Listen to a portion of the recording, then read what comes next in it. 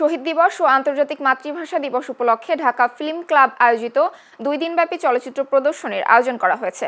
শনিবার সন্ধ্যায় শিল্পকলা একাডেমির সামনে 21-এর চেতনায় উজ্জীবিত হোক নতুন প্রজন্ম এই প্রতিপাদ্যে চলচ্চিত্র প্রদর্শনীর আয়োজন করা হয়।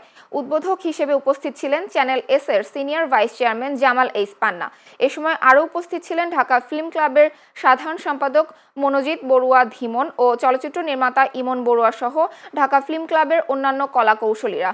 পরে শিল্পকলা একাডেমির সামনে প্রদর্শিত হয় শহীদুল হক খান পরিচালিত পূর্ণদৈর্ঘ্য চলচ্চিত্র কলমিলতা।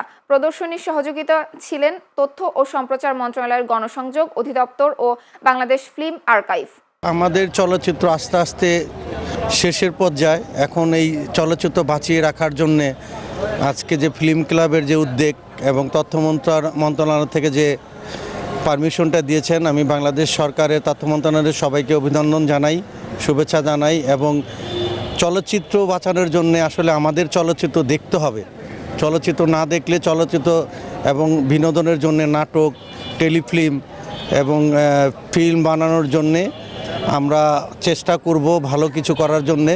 এবং আমরা যদি সিনেমা এবং চলচ্চিত্র নাটক না দেখি তাহলে এই প্রজন্ম এগুলার আর পরবর্তী আর দেখতেই পারবে না, আস্তে আস্তে ধ্বংসের পথে চলে যাচ্ছে।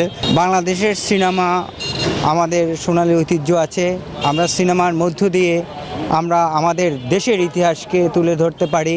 তাই দেশের ইতিহাস তুলে ধরার জন্য আমরা প্রদর্শন করছি। আজকে মহান 21শে ফেব্রুয়ারি উপলক্ষে আমরা 2 দিন ব্যাপী ঢাকা ফিল্ম ক্লাবের পক্ষ থেকে আমরা আয়োজন করেছি। আমি একজন চলচ্চিত্রকার হিসেবে ঢাকা ফিল্ম ক্লাবের এই আয়োজনকে অবশ্যই সাধুবাদ জানাই। এই যে আন্তর্জাতিক মাতৃভাষা দিবসের এমন একটি গুরুত্বপূর্ণ দিনে দেখেন আমাদের চলচ্চিত্র দিয়ে কিন্তু একটা এই প্রজন্মকে আবার রিপ্রেজেন্ট করা হয়েছে।